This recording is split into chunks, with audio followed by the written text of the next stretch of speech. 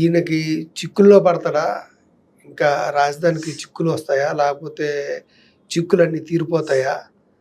ఆయన రావడం వల్ల ఎలాంటి ఇది మిగులుతుంది అనేటువంటి విషయాలు కొంచెం జనాల ఊహకు అందని విధంగా ఉన్నాయి.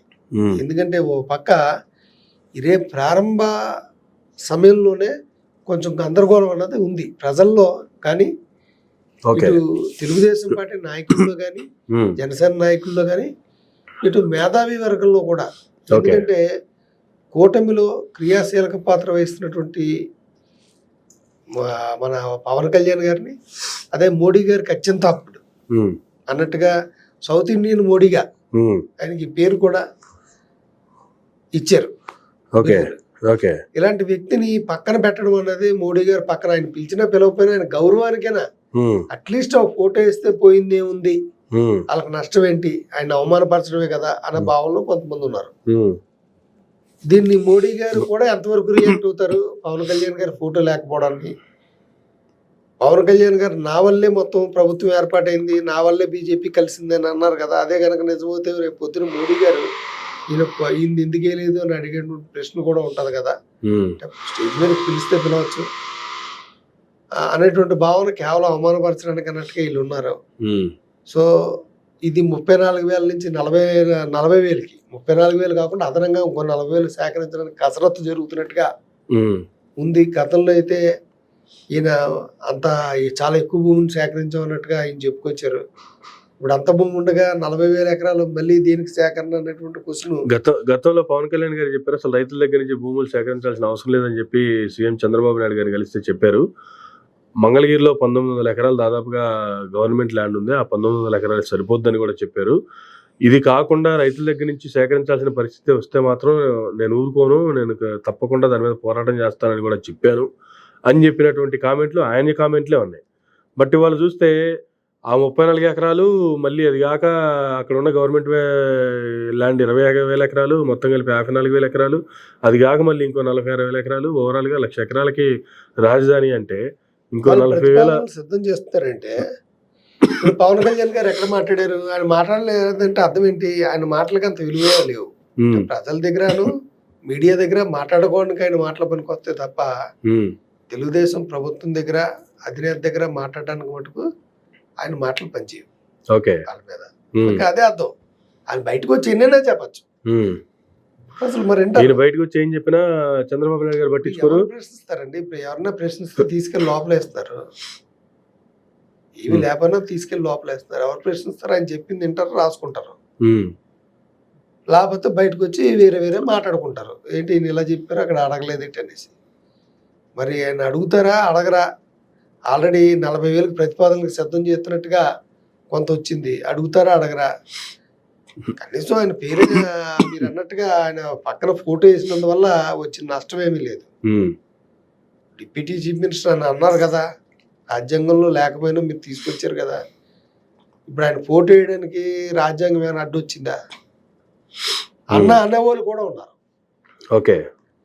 సో ఏదంటే అమరావతి అన్నది $100 క్వశ్చన్ కదా మిగులుతుంది. అది రాబోయే కాలంలో నిజంగా రాజధాని కింద వెలుగొందుతుందా, లేకపోతే ఒకవేళ ప్రభుత్వం మసకబారిపోతే మళ్ళీ ఒకవేళ కూటమి నేతలు భయపడుతున్నట్టుగా మంత్రి నారా లోకేష్ గారు ఆయన బహిరంగంగానే వ్యాఖ్యానించినటువంటి వ్యాఖ్యల ఆధారంగా చూసుకున్నా కూడా 2029లో గవర్నమెంట్ మారిందే అనుకోండి, అప్పుడు మళ్ళీ పరిస్థితి ఏంది? రాజధాని పరిస్థితి ఏంది? అమరావతి పరిస్థితి ఏంది?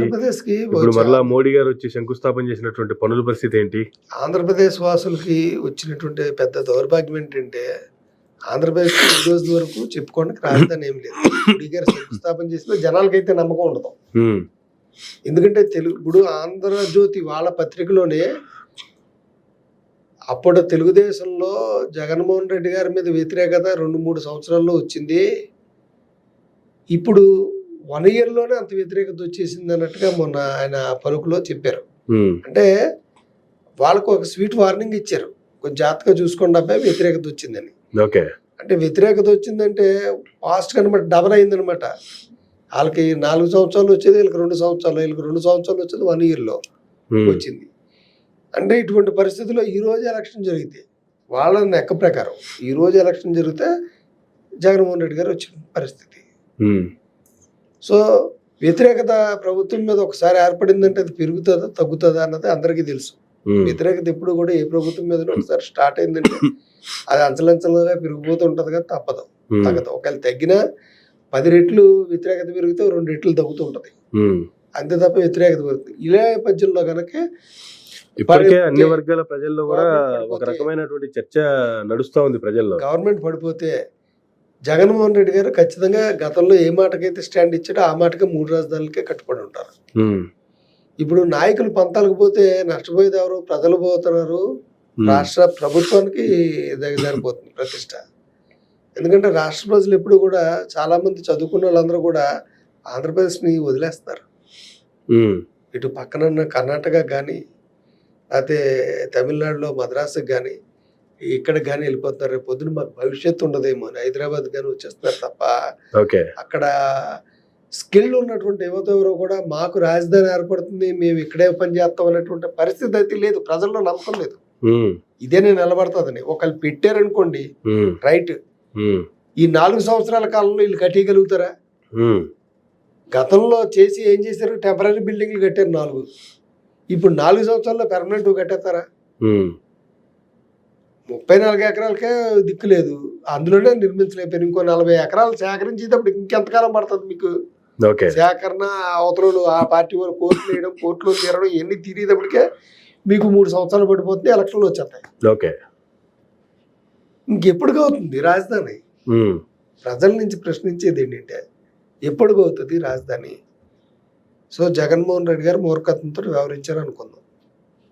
చంద్రబాబు నాయుడు గారిని మేము అన్నది ఏంటంటే కూటమి ప్రభుత్వాన్ని, లేకపోతే పవన్ కళ్యాణ్ గారిని. పవన్ కళ్యాణ్ గారు అయితే సమర్థులు. ఎందుకంటే ఎన్ని బాధలు వచ్చినా కూడా ఒక మాట అన్నాడంటే కమిట్మెంట్కి పోతారు. ఒక్కసారి అందరినీ కూర్చోబెట్టి జగన్మోహన్ రెడ్డి గారిని కూడా కూర్చోబెట్టి దీనికి ఆమోదముద్ర వేయించండి. మనకు రాష్ట్రం బాగుపడాలా?